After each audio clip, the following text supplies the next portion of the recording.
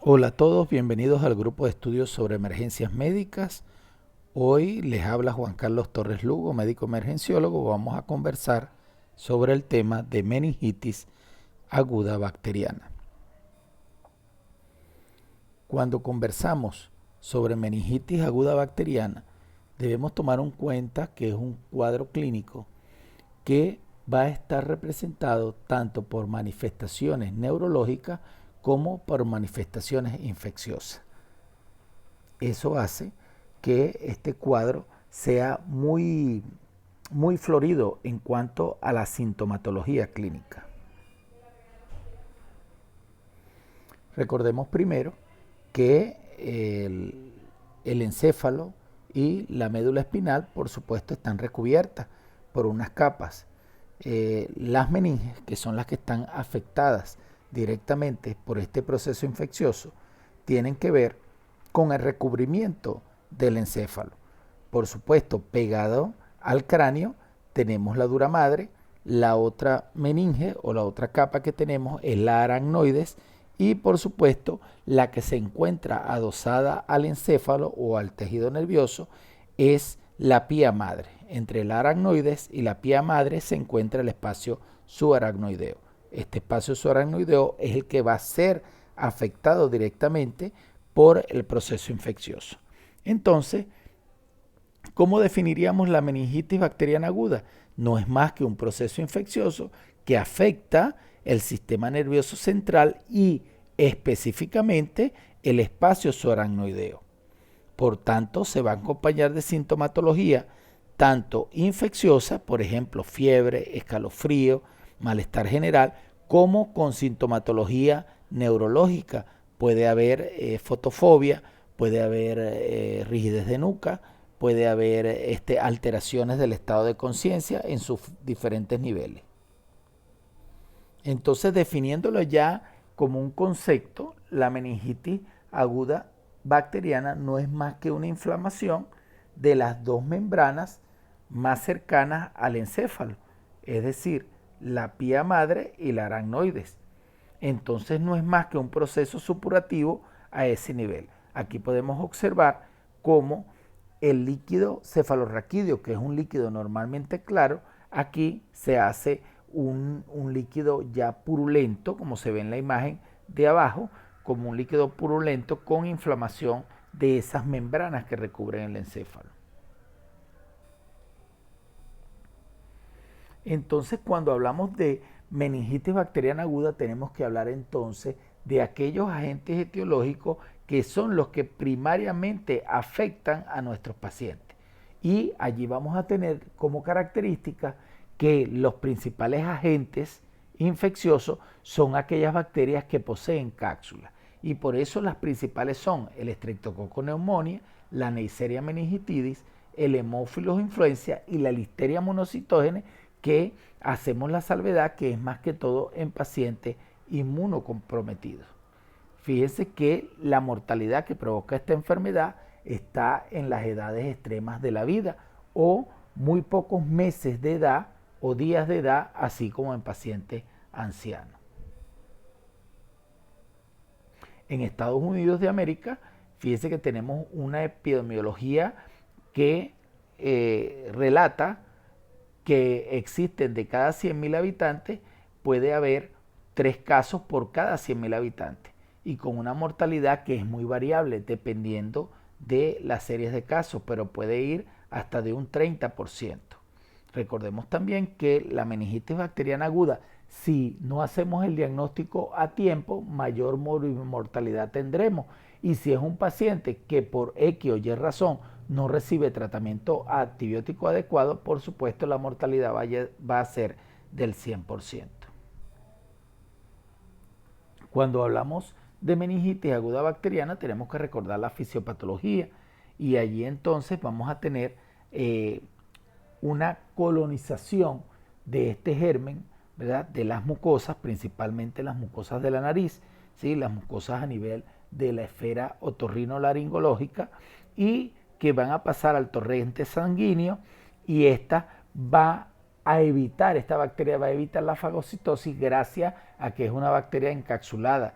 Llega a cruzar la barrera hematoencefálica y allí es donde se presenta el verdadero problema porque se multiplica con mucha facilidad dentro del líquido cefalorraquídeo y eso se debe a que tenemos muy pocas células de defensa comparadas con el resto de nuestro organismo dentro de lo que es el espacio subaracnoideo. Por tanto, se multiplica con mucha facilidad. Entonces, fíjese que a pesar de que el sistema nervioso central posee ese mecanismo de defensa que no es más que la barrera hematoencefálica, eso cuando la bacteria logra atravesarla se transforma en un problema más grave porque esa bacteria no va a poder ser fagocitada porque la cantidad de fagocitos que allí se encuentran y de células que van a mediar la inmunidad en ese paciente, por supuesto que va a ser muy poca. Eso hace que el cuadro que tengamos sea un cuadro subagudo. Fíjese que se necesita de tiempo para que esas bacterias se vayan replicando y vayan aumentando dentro del sistema nervioso central hasta que va a producir sintomatología.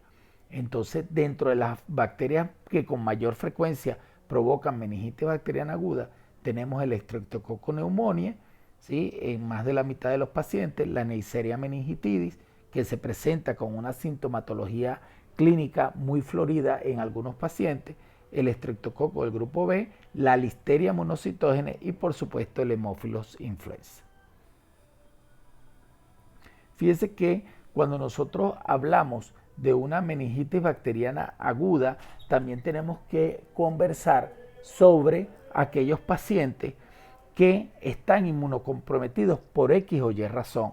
También allí dentro de ese grupo están los diabéticos, los alcohólicos, los traumatismos craneoencefálicos recientes que tengan que ver con salida de líquido cefalorraquídeo porque hay una comunicación directa entre el exterior y, por supuesto, el sistema nervioso central y el abuso de drogas intravenosas por cuestiones de contaminación.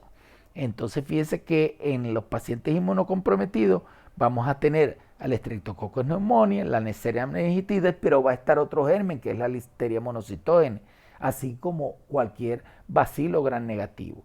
Mientras que cuando hay fracturas de cráneo, allí tenemos también el Streptococcus pneumoniae, el Haemophilus influenza, pero también tenemos el Streptococcus beta hemolítico del grupo A, así como en pacientes postquirúrgicos posquirúrgicos en trauma, ¿no? de traumas craneoencefálicos estamos hablando, estará el Streptococcus pneumoniae, el Staphylococcus aureus, el Staphylococcus epidermidis y por supuesto bacilos gram negativos. Cuando hablamos de pacientes con meningitis bacteriana aguda, debemos estar muy pendientes de la sintomatología que estos pacientes presentan. ¿Por qué? Porque básicamente es un paciente que va a tener manifestaciones tanto infecciosas como neurológicas. Fíjese que en el 80% de los casos vamos a tener pacientes con fiebre, con dolor de cabeza y con irritación meningea. También podemos tener sintomatología como son confusión, delirio, que a veces hace pensar que el paciente está teniendo una crisis psicógena más que una afectación del sistema, una afectación orgánica del sistema nervioso central. Hay el deterioro progresivo de la alerta porque mientras más vaya avanzando el proceso infeccioso, por supuesto, más grave va a ser la sintomatología. Este deterioro del estado de conciencia puede llegar al coma profundo. La parálisis de nervios craneales también es frecuente, principalmente del tercero, cuarto y sexto par, así como las crisis convulsivas que se llegan a reportar en algunos estudios hasta en el 30%, equivale a que ya es un paciente con mal pronóstico. Por supuesto, un paciente con meningitis aguda bacteriana que tenga convulsiones o que esté en estado de coma, por supuesto es un paciente con mal pronóstico.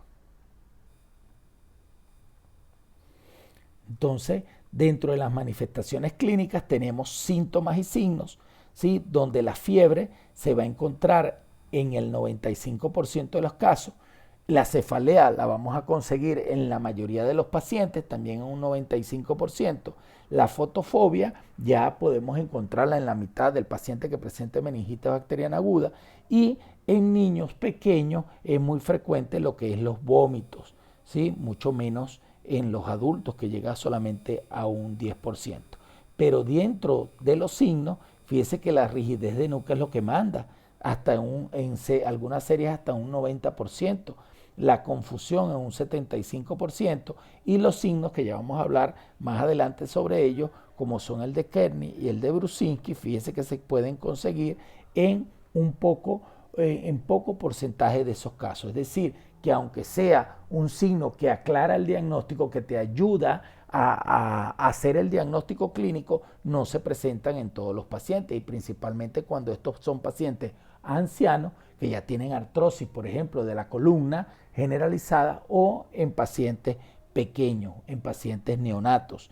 Y por supuesto el déficit neurológico focal que puede llegar hasta un 30% y exantema en algunos pacientes, pero asociado a Neisseria meningitidis que da manifestaciones cutáneas. Fíjense que ciertos datos clínicos nos pueden dar más o menos idea sobre el agente causante, ¿ve? Y entonces tenemos en un foco infeccioso supurativo una otitis, una sinusitis o neumonía, por supuesto está presente en el 30% con neumococo o hemófilos influenza.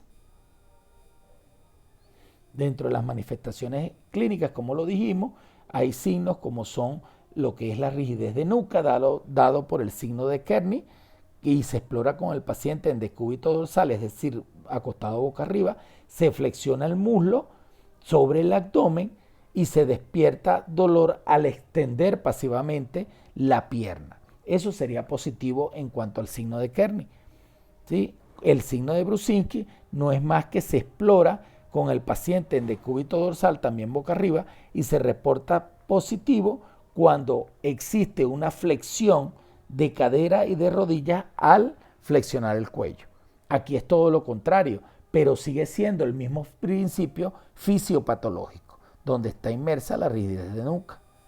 Hay otras manifestaciones clínicas, como el signo de Levinson, ¿sí? Cuando el paciente, al acercar, ¿sí? Tratar de que acerque su mentón al tórax, tiene imposibilidad de hacerlo y el paciente automáticamente abre la boca para tratar de llegar hasta allí, ¿sí? Hay una rigidez del raquis, o sea, de la columna, tanto cervical, dorsal, lumbosacra, o sea, una contractura muscular muy severa de toda la columna, ¿sí? También tenemos el signo de Flateau, que no es más que observamos dilatación de la pupila al explorar Brusinski, y otros signos como el signo de Brusinski de la mejilla, que ese yo no lo he visto nunca, que se realiza presionando con un dedo sobre las mejillas y el enfermo levanta los brazos. Ese particularmente yo nunca lo he visto.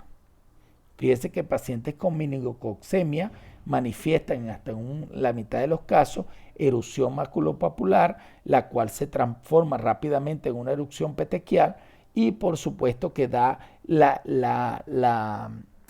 como la similitud de una púrpura trombocitopénica, ¿sí? Y en las extremidades inferiores se va a ver también así como en la conjuntiva. Entonces son pacientes que aparte de las manifestaciones neurológicas e infecciosas, también van a tener manifestaciones cutáneas. Fíjese que el diagnóstico, ¿cuándo lo realizamos? El diagnóstico siempre va a ser clínico, pero definitivo necesitamos hacer una punción lumbar. Pero toda persona con fiebre y cefalea que también tenga signos de irritación meningia asociado a depresión del estado de conciencia, convulsiones o petequias, ya ese es un caso sospechoso. En niños menores de 1 año el diagnóstico es más difícil, pero debemos hacer todo lo posible por descartarlo. Fíjese que en niños menores de 1 año la fiebre es lo que se presenta, también cefalea y por supuesto la rigidez de nuca. Sí, en estos pacientes es difícil detectar esa rigidez de nuca, pero también podemos tener irritabilidad, rechazo al alimento, vómitos y por supuesto si son pacientes recién nacidos, abombamiento de la fontanela. El caso confirmado es todo paciente con meningitis que se haya identificado el germen, ¿sí? Qué bacteria es en el líquido cefalorraquídeo o por nexo epidemiológico. Entonces, el diagnóstico es claro. Ante la sospecha clínica, la administración de antibiótico-terapia debe realizarse una vez que se ha obtenido ¿qué? Una punción, una muestra del líquido cefalorraquídeo. ¿Y por qué es tan importante eso? Porque tú puedes, al dar antibiótico, hacer que ese líquido cefalorraquídeo salga negativo para el cultivo y nos dificultaría entonces para realizar el antibiograma. Fíjese que es importante entonces tomar esa muestra antes de la primera dosis de antibiótico y hacerlo lo antes posible, porque mientras más tiempo tardemos, más complicaciones y más riesgo de mortalidad vamos a tener en estos pacientes. Recordemos que hipotensión, alteración severa del estado de conciencia y la asociación con convulsiones es un paciente que por supuesto vamos a tener con muy mal pronóstico. Ante la sospecha clínica, entonces tenemos un paciente con manifestaciones clínicas neurológicas e infecciosas, hay que realizar indefectiblemente la punción lumbar. Entonces tenemos para esa punción lumbar tenemos contraindicaciones, ¿sí? Y ese aumento y esa contraindicación no es más que que esté presente un aumento de la presión intracraneana, que tengamos coagulopatías, ¿sí? Que tengamos unas plaquetas por debajo de 50.000, una sospecha de acceso epidural, un edema de papila al fondo de ojo, una infección en la zona cutánea donde vamos a realizar la infección, es decir, en la piel, por ejemplo, un acceso en la zona que vamos a realizar la punción. Recordemos que la punción lumbar debe realizarse en un sitio específico para no tener riesgo de pinchar la médula espinal. Entonces, fíjese, cuando tenemos un paciente con compromiso hemodinámico respiratorio y en todo caso lo primero que debemos hacer con ese tipo de pacientes es estabilizarlo antes de hacer cualquier otra cosa. Y por supuesto, cuando hay presencia de focalidad neurológica que nos haga pensar que sí estamos en presencia de un aumento de la presión intracraneana.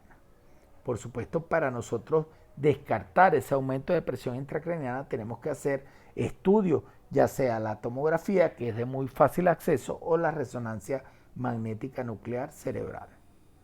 Fíjense que aquí tenemos un paciente con edema de papila, en este lado, el lado derecho, ¿verdad?, de su pantalla, y tenemos también un paciente con, por supuesto, un fondo de ojo completamente normal.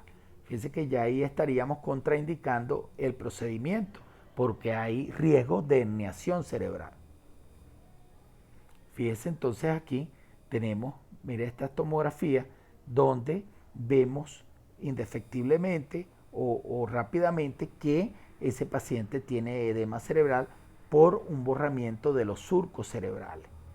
Entonces, ¿qué haría yo allí? Ya no puedo hacer la punción lumbar, tampoco puedo esperar, entonces tengo que utilizar antibiótico-terapia empírica. ¿Sí? Entonces, ¿cuáles serían las indicaciones de tomografía cerebral? Yo diría que siempre hay que hacer tomografía en todo paciente con deterioro del estado de conciencia y por tanto hay que hacerla, pero más si tú vas a hacer una punción y en este caso sospechas que hay hipertensión endocraniana. En los lactantes, por supuesto, en pacientes en pacientes recién nacidos, podemos tener una ecografía transfontanelar, ¿sí? En lactantes, un ecodoppler transcranial, ya en niños más grandes, ¿sí? Nos puede permitir diferenciar a aquellos pacientes con o sin hipertensión endocraniana. Fíjese entonces que lo que vamos a observar en el líquido cefalorraquídeo no es más que un líquido característico de una meningitis aguda bacteriana, donde los leucocitos van a estar muy aumentados por encima de 1000. Esos leucocitos esas células van a ser a predominio de polimorfonucleares, fíjense que más de un 80%, y por supuesto vamos a tener una glucosa disminuida porque las bacterias están utilizando esa glucosa como forma de energía y por tanto esa glucosa siempre va a estar disminuido con respecto a la glicemia que tiene el paciente y por supuesto un aumento de las proteínas que puede llegar hasta 100 miligramos por decilitro. Entonces fíjense que las características de este líquido son bastante francas, pues, para hacer el diagnóstico. Fíjense que entonces en una meningitis bacteriana vamos a tener un líquido cefalorraquídeo turbio, vamos a tener una presión aumentada, si tenemos chance de medir la presión, y para eso están los instrumentos que vienen dentro del SEC para realizar punción lumbar, ¿sí? Vamos a tener unas proteínas aumentadas, ¿sí? Vamos a tener una glucosa disminuida y por supuesto vamos a tener también otras características, ¿sí?, de ese líquido que principalmente tienen que ver con que ya no tiene esa claridad, es como agua de roca, ¿ves? La transparencia es un líquido muy transparente y aquí por supuesto va a ser un líquido bastante turbio. Necesitamos entonces hacer el cultivo de ese líquido, por supuesto, aparte del GRAN y el antibiograma, para saber entonces a qué germen nos estamos enfrentando y no solamente el nombre del germen, sino a qué antibiótico es sensible. Entonces fíjate que en la meningitis bacteriana aguda tenemos un líquido turbio, unos polimorfonucleares aumentados, unas proteínas aumentadas y una glicemia disminuida. Y entonces con eso ya tenemos el diagnóstico realizado, tanto clínico como por paraclínico, de un paciente con meningitis aguda bacteriana. Por supuesto que debemos hacer una cantidad de exámenes aparte que tienen que ver con lo que es la biometría del paciente, la hematología completa, cómo están los leucocitos, cómo está la hemoglobina, por supuesto la velocidad de sedimentación globular, la procalcitonina, nos va a dar muchas señales de que estamos en presencia de una infección del sistema nervioso central. Y eso nos va a ayudar, por supuesto, a clarificar o disminuir el tiempo para nuestro diagnóstico. Por supuesto, si no sospechamos de meningitis, será muy difícil hacer el diagnóstico clínico, ¿sí? Entonces, fíjese que dentro del diagnóstico tenemos la tinción de GRAN de ese líquido. Allí vamos a identificar rápidamente cuál puede ser el germen causante con una sensibilidad de hasta un 60%, pero una especificidad del 100%. Entonces es importante que a ese líquido cefalorraquídeo que se tome, rápidamente se le realice en el laboratorio el GRAN para ya nosotros tener una idea de a qué germen nos estamos enfrentando. También hay pruebas especiales, principalmente para aquellos pacientes donde no se pudo hacer la punción lumbar de una manera rápida, expedita, y hubo que iniciar antibiótico terapia. Entonces los PCR bacterianos específicos para cada germen nos van entonces a dar, la PCR bacteriana específica nos va a dar el diagnóstico con una alta sensibilidad y una alta especificidad. El problema es que son laboratorios, o sea, exámenes que, aparte de ser costosos, no se cuentan con ellos de una manera rápida ni en todos los centros hospitalarios. Fíjense que dentro de la concentración de glucosa en el líquido cefalorraquídeo damos un corte por debajo de 40, pero ¿qué pasa con aquellos pacientes que tienen, por ejemplo, que están cursando con una hipoglicemia? Entonces, aparte que tienen hipoglicemia, por supuesto eso se va a manifestar con unas cifras de glucosa por debajo de 40 miligramos por decilitro en el líquido cefalorraquídeo. Pero para eso entonces hacemos el índice de glucosa, que no es más que el líquido cefalorraquídeo, la glucosa en el líquido cefalorraquídeo dividido entre la glucosa del suero.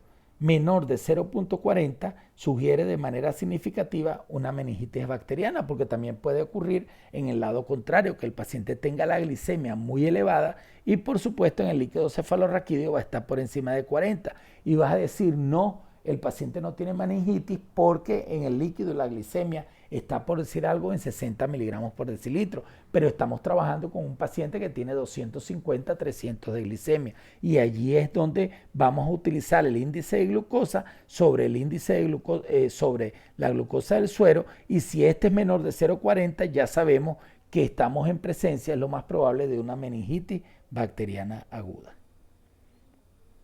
Dentro del algoritmo que tenemos, ¿verdad? Tenemos que primero que todo estabilizar a nuestro paciente.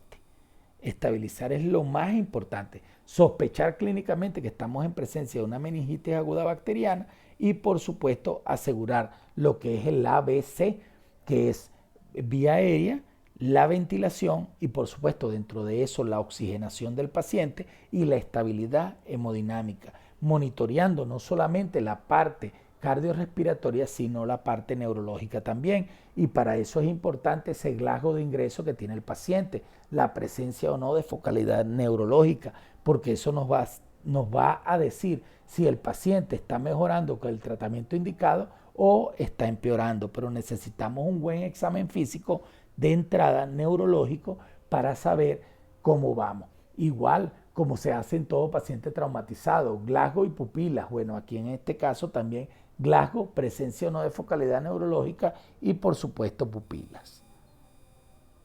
Fíjate que vamos a extraer diferentes exámenes de laboratorio, incluyendo procalcitonina y hemocultivo que no les había nombrado, pero es necesario para poder concatenar todo lo que tenemos clínicamente, ¿verdad?, del paciente y los antecedentes que haya tenido también patológicos para nosotros poder decir que estamos en presencia de una meningitis bacteriana aguda.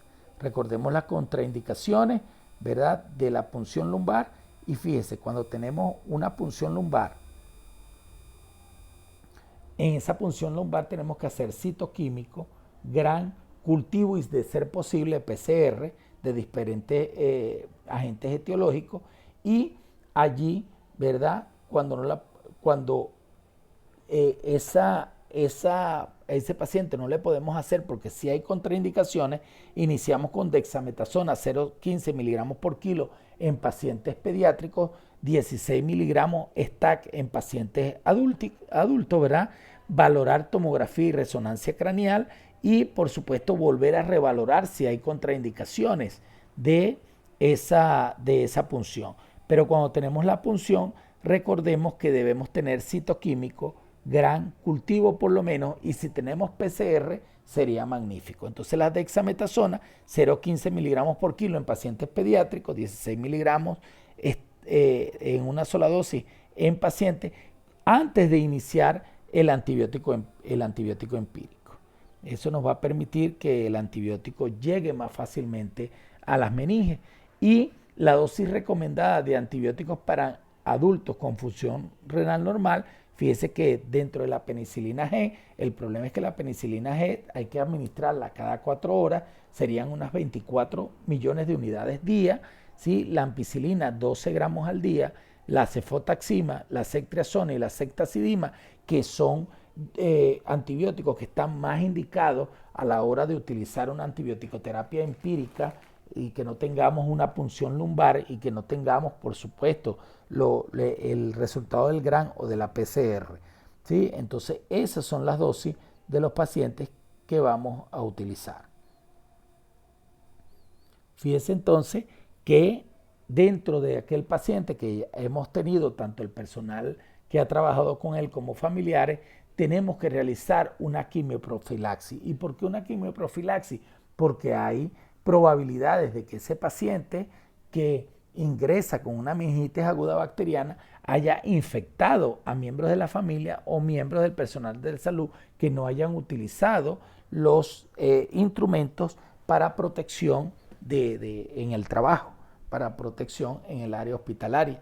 Entonces tenemos que los contactos antes de las 24 horas, ¿sí?, en caso de Neisseria meningitidis se puede utilizar rifampicina vía oral 600 miligramos cada 12 horas en niños mayores de un mes y 10 miligramos por kilo cada 12 horas en niños más grandes. Las alternativas para eso, la ceftriaxona, ¿sí?, 200 miligramos en mayores de 12 años, por supuesto ya sería 500 miligramos o 1 gramo para pacientes ya adultos, ¿sí? Y por supuesto para hemófilos influenza también hay que recordar que debemos hacer esa prevención, haciendo la acotación que para el hemófilos influenza cada vez ha estado disminuyendo o están disminuyendo el número de casos de meningitis bacteriana aguda producto de este germen, producto o a consecuencia de las campañas de vacunación contra esta bacteria. Entonces, fíjese, con eso culminamos lo que es básico de este trastorno que puede costarle la vida al paciente, que se puede presentar mayormente en las edades extremas de la vida, pero que también podemos presenciarla en pacientes adultos jóvenes, y que si no tomamos las medidas adecuadas y si no iniciamos el tratamiento adecuado previa a la toma de la muestra de líquido cefalorraquídeo, el pronóstico de este paciente irá empeorando cada vez.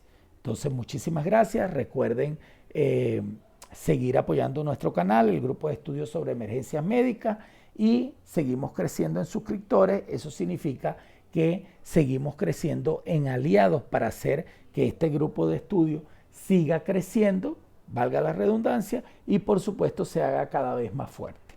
En el futuro tendremos más temas para así poder llevar mayor información a mucha más gente y que esa información les sirva en su trabajo del día a día de la emergencia. Muchísimas gracias y hasta una próxima clase.